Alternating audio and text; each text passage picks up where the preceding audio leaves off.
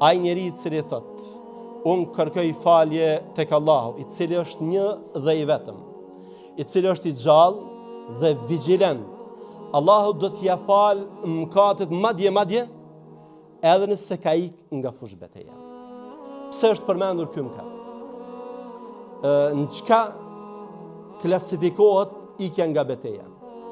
Klasifikohet në kuadër të gjunaheve më të mëdha.